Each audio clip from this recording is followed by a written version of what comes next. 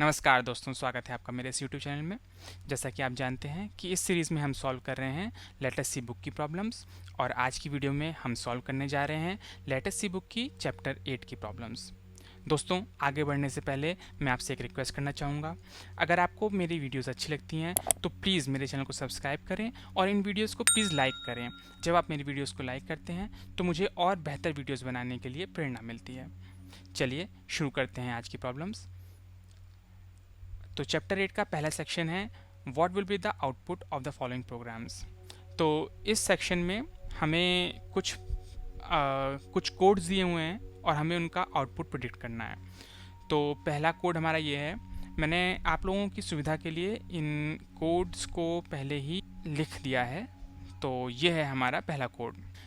इस चैप्टर का नाम है फंक्शंस, तो इसमें हम ऑब्वियसली फंक्शंस यूज़ करने वाले हैं। तो सबसे पहले हमने इंक्लूड stdioh किया और उसके बाद हमने एक डिस्प्ले फंक्शन को डिक्लेयर किया। डिक्लेयर करने के बाद हमने अपना मेन फंक्शन की डेफिनेशन शुरू करी। इसमें हमने पहले printf करवाया, लेट अस सी, लर्न सी, और उसके बाद हमने अपने डिस्प्ले फंक्शन को कॉल कर दिया। डिस्प्ले फंक्शन को कॉल कर दिया और उसके बाद फाइनली हमने रिटर्न 0 कर दिया। अब जैसे ही हमारा control display function line number 6 पे आया तो हमारा डिस्प्ले फंक्शन कॉल हो गया और हमारा कंट्रोल आ गया यहाँ पर। इसका पहला स्टेटमेंट प्रिंट हुआ, followed by C++, C# and Java, और उसके बाद इस फंक्शन ने दोबारा मेन फंक्शन को बुला लिया। तो जब दोबारा मेन फंक्शन को बुला लिया तो ये फिर से यहाँ पे लाइन नंबर 5 पे आके printf प्रिंट हो जाएगा।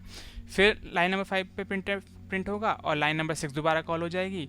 लाइन नंबर 6 से फिर डिस्प्ले पे आ जाएगा। तो इसी तरह ये लाइन नंबर 5 और लाइन नंबर 12 बार बार प्रिंट होती चली जाएंगी। तो ये इनफाइनाइट लूप है बेसिकली। तो इसको एक बार एग्जीक्यूट करके भी मैं आपको दिखा देता हूँ। तो देखिए, जब मैंने इसको एग्जीक्यूट किया तो ये इनफाइनाइटली ये दोनों लाइंस प्रिंट होने लगी। ठीक है, अब आते हैं अपने नेक्स्ट सेक्शन की तरफ, नेक्स्ट प्रॉब्लम की तरफ। इस प्रॉब्लम में भी हमें एक कोड दे रखा है और हमें इसका आउटपुट बताना है। चलिए इसके कोड को समझने की कोशिश करते हैं। तो देखिए, इसमें हमने पहले डिक्लेरेशन किया अपनी हेडर लाइब्रेरी का। उसके बाद हमने एक चेक नाम के फंक्शन को डिक्लेयर किया है। ये चेक नाम का फंक्शन एक इंटीजर इनपुट लेता है और फ्लोट रिटर्न करता है। ठीक है, अब हमारा मेन फंक्शन शुरू होता है। देखिए, इसमें हमने दो वेरिएबल डिक्लेयर किए, आई एंड सी। आई को हमने 45 की वैल्यू असाइन कर दी। अब हमने चेक फंक्शन को कॉल किया अपने और उसमें इनपुट दे दिया हमने आई। ठीक, और जो उसका आउटपुट आया वो हमने सी में स्टोर करवा लिया। अब उसके बाद हमने printf में इसी सी को प्रिंट करवा दिया। ठीक, तो अब देखते हैं, जब हमने सी को चेक को कॉल किया तो कंट्रोल कहाँ पे आएगा। जब हमने चेक को कॉल किया तो कंट्रोल आ गया यहाँ पे। अब ch में हमारी कौन सी वैल्यू स्टोर हो गई, जो हमने यहाँ से भेजी है, लाइन नंबर 6 से भेजी है। तो लाइन नंबर 6 से हमने आई भेजा, आई की वैल्यू 45 है, तो ch में 45 वैल्यू स्टोर हो गई। तो अब जब ये इफ़ कंडीशन यहाँ पे कंट्रोल आया हमारा लाइन नंबर 12 पे, तो ये इफ़ कंडीशन हमारी ट्रू हो गई क्योंकि ch की वैल्यू हमारी 45 है। तो ये यहाँ से रिटर्न 100 कर देगा। तो अब ये फंक्शन रिटर्न कर देगा 100। और सॉरी, ये इंट ही है यहाँ पे ये दोनों इंट हैं। ठीक है, तो अब जब इसने ये रिटर्न कर दिया 100, तो यहाँ पे सी में 100 स्टोर हो गया और ये printf में 100 ही प्रिंट हो जाएगा। तो चलिए इसको एग्जीक्यूट करके देखते हैं एक बार। हमने इसको एग्जीक्यूट किया तो देखिए 100 प्रिंट हो गया। ठीक है, बढ़ते हैं अपनी नेक्स्ट प्रॉब्लम की तरफ। देखिए, इस नेक्स्ट प्रॉब्लम में क्या है, फिर से वही हमने अपना हेडर लाइब्रेरी इंक्लूड करी। उसके बाद हमने एक सर्कल नाम का फंक्शन डिक्लेयर किया जो कि इंटीजर इनपुट लेता है और फ्लोट रिटर्न करता है।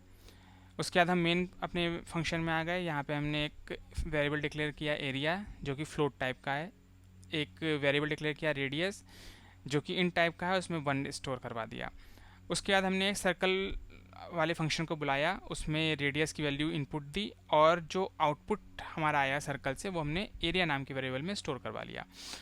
उसके बाद हमने अपने एरिया को प्रिंट करवा दिया। अब देखिए सर्कल में क्या हुआ है। सर्कल वाले फंक्शन में इंटीजर आया एक रेडियस, और उसके बाद हमने अंदर एक फ्लोट डिक्लेयर किया और इस फ्लोट की वैल्यू में हमने इसका एरिया स्टोर करवा दिया। तो एरिया आप जानते हैं πr² एरिया होता है, ये पाई की वैल्यू है 3.14, और ये एरिया हमने रिटर्न करवा दिया। तो बेसिकली ये जो सर्कल फंक्शन है ये किसी भी रेडियस के लिए एरिया निकालता है और एरिया को रिटर्न कर देता है। तो फाइनली ये एरिया हमारा यहाँ पे स्टोर हो जाएगा और इसी एरिया को हम प्रिंट करवा देंगे। तो इसका आउटपुट, क्योंकि रेडियस की वैल्यू 1 है तो यहाँ पे 1 आया, और यहाँ पे 1 × 3.14 हो गया 3.14, तो इसलिए जब एग्जीक्यूट करेंगे तो इसका आउटपुट भी 3.14 ही आएगा। ठीक, अब इसका फाइनल हम देख लेते हैं प्रॉब्लम इस सेक्शन की। तो देखिए इसमें क्या है, यहाँ पे हमने एक लाइब्रेरी इंक्लूड करी और उसके बाद आप देखिए ये void स्लोगन नाम का फंक्शन है, ये हमने यहाँ पे डिक्लेयर किया मेन फंक्शन के अंदर, जो कि सही है, इसमें कोई गलती नहीं है। अब यहाँ पे हमने एक इंट वेरिएबल डिक्लेयर किया c, और c को हमने इक्वल टू स्लोगन कर दिया, यानी कि स्लोगन जो भी वैल्यू रिटर्न करेगा, ये फंक्शन स्लोगन नाम का फंक्शन जो भी वैल्यू रिटर्न करेगा वो c में स्टोर हो जाएगा।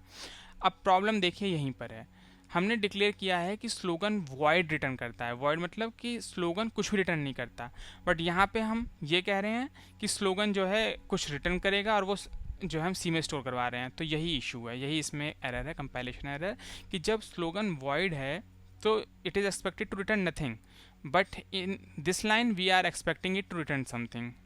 तो ये इसमें कंपाइलेशन एरर आ जाएगी। एक बार इसको एग्जीक्यूट करके भी देख लेते हैं। तो मैं यहाँ पे आता हूँ और इसको एग्जीक्यूट करते हैं, तो देखिए यही एरर बताने लगा, void वैल्यू नॉट इग्नोर्ड। ठीक है, ठीक है, बढ़ते हैं अपने नेक्स्ट सेक्शन की तरफ। और ये है हमारा सेक्शन बी। इसमें हमें एक कोड दिए हुए हैं कुछ, और हमें इनमें एरर पॉइंट आउट करनी है। दोस्तों ये बहुत ही इंपॉर्टेंट सेक्शन है और इसमें हमें बहुत कुछ सीखने के लिए मिलेगा। ठीक है, चलिए शुरू करते हैं। तो देखिए पहला कोड, इसमें हमें एक कोड दिया हुआ है। सबसे पहले तो देखिए इस कोड में दो एरर्स हैं। ठीक, पहली एरर तो देखिए सेकंड लाइन में ही है। यहाँ पे हमने इस फंक्शन को डिक्लेयर किया है, बट डिक्लेरेशन के लास्ट में सेमीकोलन आता है, तो हमने सेमीकोलन नहीं दिया, ये इसमें पहली एरर है। दूसरी एरर आप देखिए यहाँ पर इस वाले रिटर्न स्टेटमेंट में है, जब भी कोई फंक्शन कुछ रिटर्न करेगा वो हमेशा सिर्फ एक वैल्यू रिटर्न कर सकता है, और यहाँ पे हम कोशिश कर रहे हैं दो वैल्यू रिटर्न करने की, तो ये इसमें एरर है। अब आते हैं नेक्स्ट प्रॉब्लम पे।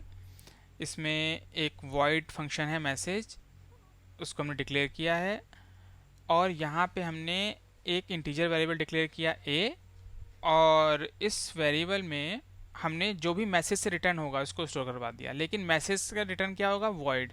तो यही इसमें कंपाइलेशन एरर आ जाएगी, क्योंकि मैसेज तो कुछ रिटर्न कर ही नहीं रहा और उसको हम सेव करवाना चाह रहे हैं ए में, और ए एक इंटीजर टाइप का वेरिएबल है, तो उसमें void कैसे स्टोर हो जाएगा, तो ये एरर है।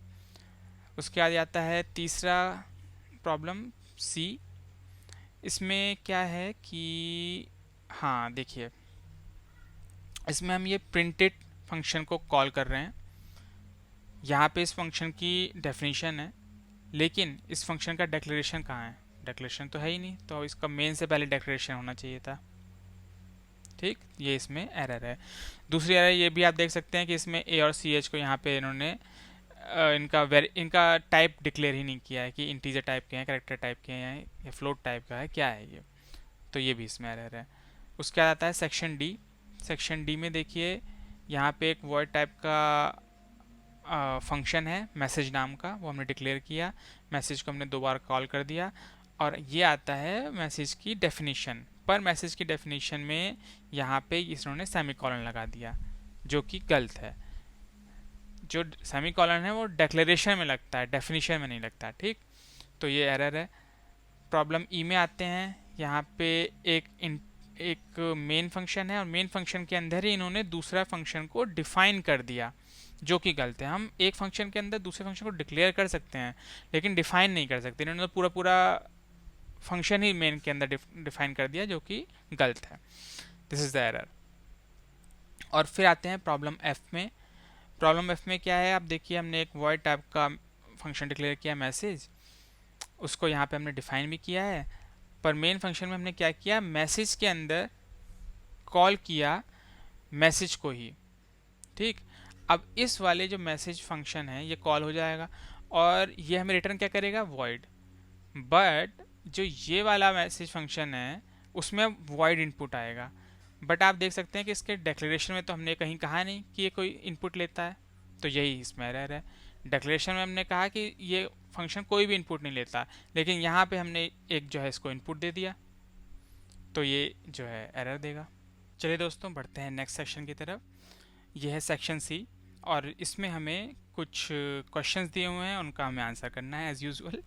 तो देखिए, प्रॉब्लम ए सेक्शन सी की, एक हमें छोटा सा कोड दिया है और कहा गया है कि क्या ये फंक्शन सही तरीके से लिखा हुआ है। तो आप ध्यान दीजिए, ये एक फंक्शन का डेफिनीशन है, ठीक है। और इन्होंने डिफाइन किया कि एक SQR फंक्शन है, ये इंटीजर रिटर्न करता है और इनपुट में इंटीजर ही लेता है, और बाद में इन्होंने लगा दिया लास्ट में क्या, सेमीकॉलन, जो कि गलत है। डेफिनेशन में सेमीकॉलन नहीं हो सकता, डिक्लेरेशन में सेमीकॉलन होना ही चाहिए, पर डेफिनेशन में नहीं होना चाहिए। तो ये यहाँ पे एरर है, ये फंक्शन सही तरीके से नहीं लिखा हुआ है। अब आते हैं इसी सेक्शन की प्रॉब्लम बी की तरफ। ये simple true and false statement है। दोस्तों, ये भी सेक्शन बहुत ही इंपॉर्टेंट है, क्योंकि इन ट्रू और फॉल्स से आपके बहुत सारे कंसेप्ट्स फंक्शंस के बारे में क्लियर होने वाले हैं, क्योंकि मैं हर एक स्टेटमेंट को आपको कोशिश करूँगा कि अगर कोई स्टेटमेंट ट्रू है तो मैं आपको बताऊं कि वो ट्रू क्यों है, और फॉल्स है तो मैं आपको समझने की कोशिश करूं कि वो फॉल्स क्यों है। चलिए, तो देखते हैं अपने पहले स्टेटमेंट को। The variables commonly use in C functions are available to all the functions in the program. ये स्टेटमेंट फॉल्स है। अगर हम किसी भी वेरिएबल को एक फंक्शन में डिक्लेयर करते हैं, तो वो जो वेरिएबल है वो बस उसी फंक्शन तक सीमित रहता है, जो दूसरे फंक्शंस हैं उनको वेरिएबल दिखाई नहीं देता। तो एक फंक्शन में अगर हमने कोई वेरिएबल डिक्लेयर किया है, यूज़ किया है, तो दूसरा फंक्शन उसको नहीं देख सकता, उसको यूज़ नहीं कर सकता, तो वो दूसरे फंक्शंस के लिए अवेलेबल नहीं है, इसलिए ये स्टेटमेंट फॉल्स है। अब नेक्स्ट स्टेटमेंट देखते हैं। To return the control back to the calling function we must use the keyword return. ये स्टेटमेंट फॉल्स है। जब हम किसी फंक्शन को कॉल करते हैं, तो जब तक वो फंक्शन पूरा एग्जीक्यूट नहीं हो जाता तब तक वो उस फंक्शन में कंट्रोल रहेगा, और जब वो फंक्शन पूरा एग्जीक्यूट हो जाएगा तो अपने आप ही कंट्रोल जो है वो कॉलिंग फंक्शन में रिटर्न कर जाएगा। मतलब कि अगर आपका फॉर एग्जांपल मेन फंक्शन है और मेन फंक्शन ने किसी और फंक्शन को बुलाया है, तो जब वो फंक्शन पूरा एग्जीक्यूट हो जाएगा तो अपने आप ही कंट्रोल मेन फंक्शन में वापस आ जाएगा। आपको एक्सप्लिसिटली रिटर्न लिखने की ज़रूरत नहीं है। रिटर्न का यूज़ हम तब करते हैं जब हम कोई वैल्यू रिटर्न करना चाहते हैं, ठीक है, पर रिटर्न का यूज़ ज़रूरी नहीं है। देखते हैं अपना फोर्थ स्टेटमेंट।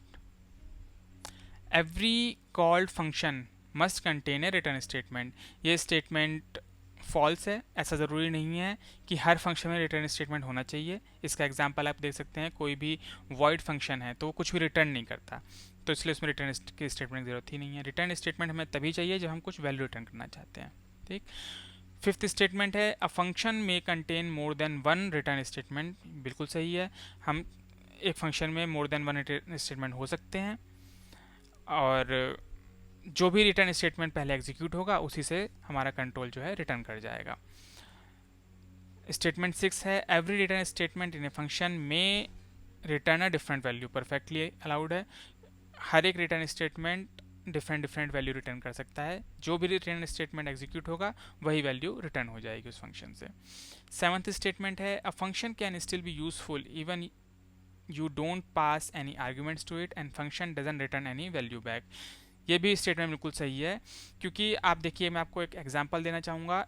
एक चीज़ होती है ग्लोबल वेरिएबल्स। ग्लोबल वेरिएबल्स वो वेरिएबल्स होते हैं जो कि हर एक फंक्शन उनको देख सकता है, तो मेन फंक्शन के भी बाहर वो डिक्लेयर किए जाते हैं, ठीक है।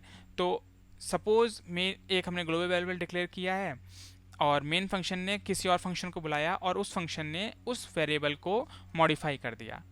तो अब इस सिनेरियो में क्या हुआ, जिस फंक्शन को हमने बुलाया उसने ना ही कोई वैल्यू रिटर्न करी, ना ही कोई इनपुट लिया एक्सप्लिसिटली, उसने ग्लोबल वेरिएबल को बस मॉडिफाई किया, और ये एक यूजफुल वर्क था। तो ये स्टेटमेंट बिल्कुल सही है। हम एक यूजफुल फंक्शन लिख सकते हैं जो कि कोई आर्गुमेंट भी ना ले और कोई रिटर्न भी ना करे कोई वैल्यू, और तब भी वो यूजफुल हो। It is true. स्टेटमेंट 8 है same names can be used for different functions without any conflict. तो देखिए, ये स्टेटमेंट क्या है, थोड़ा कंट्रोवर्शियल है, ठीक। टेक्निकली डिफरेंट फंक्शंस के सेम नेम हो सकते हैं। रूल ये होता है कि दो फंक्शन का सेम सिग्नेचर नहीं होना चाहिए। सिग्नेचर से अब क्या मतलब है, सिग्नेचर में ये होता है कि रिटर्न वैल्यू उनकी और प्लस जो उनमें इनपुट दे रहे हैं वो प्लस नेम, ये तीनों चीज़ें बिल्कुल सेम नहीं होनी चाहिए। अगर ये तीनों चीज़ें बिल्कुल सेम है तो जो है ये अलाउड नहीं है। बट दो डिफरेंट फंक्शंस के सेम नेम हो सकते हैं। जैसे कि एक फंक्शन है, मान लीजिए एक फंक्शन है ABC और वो इंटीजर वैल्यू लेता है, और दूसरा फंक्शन है ABC जो कि फ्लोट वैल्यू लेता है, वो ये चीज़ अलाउड है। तो ये स्टेटमेंट इस तरह से अब मतलब डिपेंड करता है इंटरप्रिटेशन पे कि आप किस तरह से इंटरप्रेट करना चाह रहे हैं, उसी हिसाब से इसका आंसर ट्रू और फॉल्स हो जाएगा। मैंने आपको कंडीशन बता दी कि सिग्नेचर जो है फंक्शंस का डिफरेंट होना चाहिए, दैट इज़ ट्रू, है ना। अब अगर यहाँ पे आप नेम को एज ए सिग्नेचर यूज़ कर रहे हैं, एज ए सिनोनिम यूज़ कर रहे हैं सिग्नेचर का, तो भाई सेम नेम नहीं हो सकता। बट अगर बिल्कुल ही टेक्निकली आप कहेंगे तो सेम नेम हो सकता है, बस सिग्नेचर डिफरेंट होना चाहिए, जैसे मैंने आपको एग्जांपल भी दिया। अब आते हैं स्टेटमेंट 9 पर। अ फंक्शन में be called more than once from any other function. बिल्कुल सही बात है, कितनी बार भी बुलाइए आपकी मर्जी है।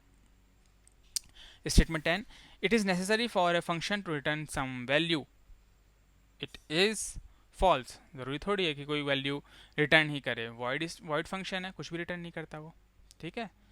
चलिए ये सेक्शन हमने सॉल्व किया। अब हम सॉल्व करेंगे सेक्शन डी, जिसमें कि हमें लिखने होंगे कुछ प्रोग्राम्स।